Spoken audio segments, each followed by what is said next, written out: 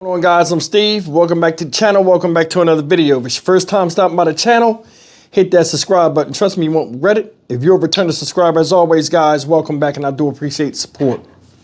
Guys, listen.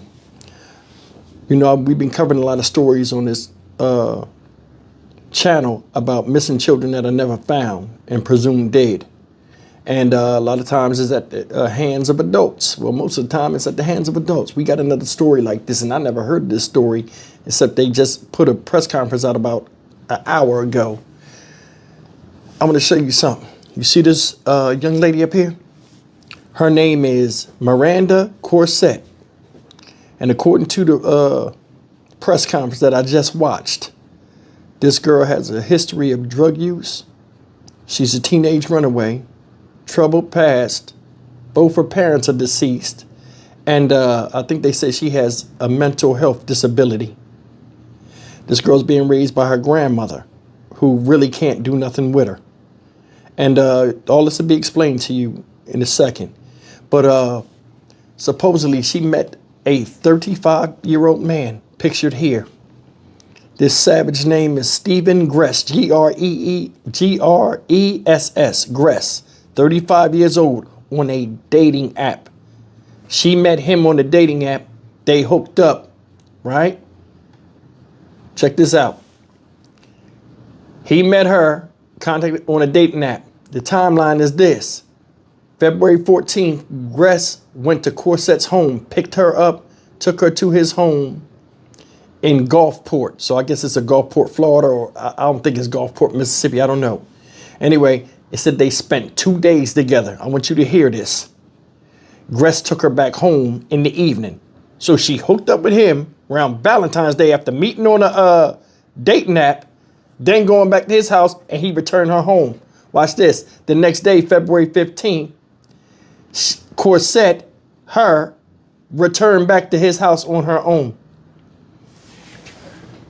What happened after that is a mess. Take a look at this story real fast. And I'm going to tell you this real quick. We have to change the punishment system in this country, because you're seeing a lot of crimes just happening that would make national news alone on a daily basis in succession. En masse, we're starting to see some of the craziest crimes that would get national notoriety, but there's so many of them that are so heinous and disturbing, you can't even keep up with them. They need to do something, man. Yeah, almost forgot. You see this woman down here? Her name is Michelle Brandis, age unknown. This guy, Stephen Gress, is arrested so far. She's still on the run. That's his girlfriend. And she had a play in what happened to this young lady right here that caused her demise. Take a look. Corsetti, the missing juvenile went missing on February the 24th. I am going to outline the timeline for you, but I want to remind you that this is an ongoing investigation. So as law enforcement continue to investigation, things could change at any moment. So here's the timeline how it first started. So yesterday afternoon, we had a witness that came in that said she wanted to provide us information on the missing juvenile from Gulfport. Based on the tips and investigation by the detective, we believe that 16-year-old Miranda Corsetti was contacted by 35-year-old Stephen Gress on a social media app. And I'm going to stop there for one moment. And just want to remind all the parents out there, please, I'm begging you, please, make sure you know what your kids are doing on social media.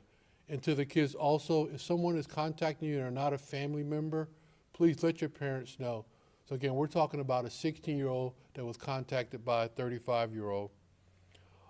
On February the 14th, we know that Mr. Gress went to Miranda's home, picked her up, took her to his house, which is located at 2708 27th Avenue North. He took her to the house. She spent the day there. We know he took her back on the 24th. On the 15th of February, we know she went back to the house on her own. Now, on the 20th at the house, there was some type of dispute over some missing jewelry. So from the 20th through the 24th, she was beaten and tortured because they could not find this piece of jewelry. We know that sometime there, she was then killed. Mr. Gress placed her body in his car along with his domestic partner, Michelle Brandis, and they drove her to Largo. In Largo, the detectives found evidence that Miranda was dismembered at that location. They then placed her in a car and they drove her down to Ruskin where they dumped her into a dumpster, and her body is somewhere possibly in a landfill somewhere in that county. Yesterday we realized that Mr. Gress was already in custody for pointing a harpoon at his domestic partner and possession of drugs. He is still in county jail as we speak today. We are now looking for Michelle Brandis. The picture's to my left and to your right.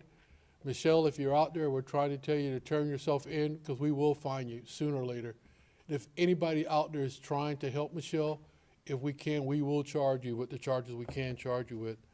As of this point, Mr. Gress is being charged with kidnapping Miranda, and this, again, this is an active investigation. More charges are soon to follow. I want to thank the following agencies for helping us out: Gulfport, Largo, and Pinellas County Sheriff's Office, our state and federal partners. Again, this is a horrific crime. We are still investigating it. We want to ensure that we bring justice to Miranda. The investigators are looking at every piece of evidence that we can find. And again, I want to say, we want to hold all responsible parties accountable. So with that, I'll open up for any questions. Hey, Chief, anyone on the victim's family, I know you mentioned the witness came in, but she's 16, she has family members. Both of her parents are deceased, and her grandmother at this time is not ready to talk to anyone. Can you talk a little bit about the discrepancy between her leaving on the 14th and then being reported missing on the 24th? That's a 10-day time window. Do we know who reported her missing and why that might not have been caught earlier? Sure, I'll ask the chief. Hi there, I'm Commander Mary Farron. I'm currently the acting chief of police for Gulfport. We are very familiar with Miranda. We know that she is a frequent runaway, and she has a history of mental health issues as well as drug abuse. The grandmother is her primary caregiver at this time, and she said that she normally comes home, so she doesn't report her missing every time she leaves. She just didn't come back in a timely manner this time. Was it her grandmother that reported her missing then? It was. And any affiliation with local schools noticing that she was absent for 10 days? No, Miranda is actually homeschooled.